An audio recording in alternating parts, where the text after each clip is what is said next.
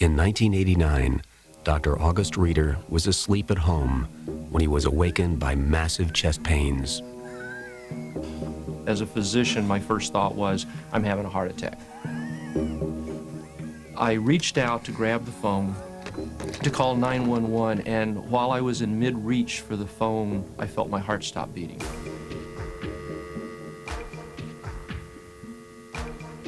And over the next 1 to 2 seconds, I suddenly was not in my body anymore. I was in this dark, black void.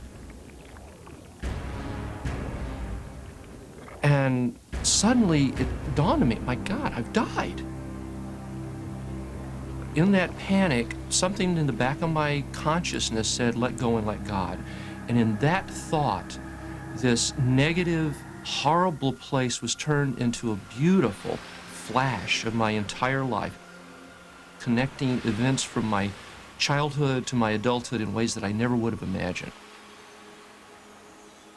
And at that stage, I started hurtling through a tunnel, and as the light drew closer and got brighter, I finally fused with the light, and with that fusion was this profound sense of peace and reassurance that everything that I'd ever done was meant to be. I had no regrets in dying, and that I could die in peace. If you'd like to make a call, please hang up and try again. If you need... And the next thing I remember was 4.5 hours later by the clock, I was in my bed with my arm outstretched towards the phone and was awake.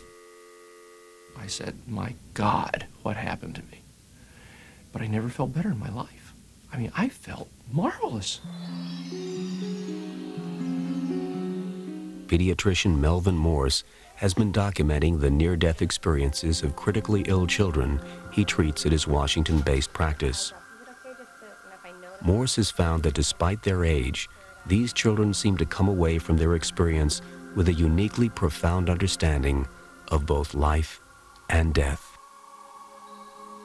When I interview a 5 or a 6-year-old child and they go, wow, I saw a light, and everything was in that light. And they have the perception then that after they return to life, that light is always with them, and there's pieces of that light in everything they look at. They come up with the same type of insight that theoretical physicists get in the laboratory.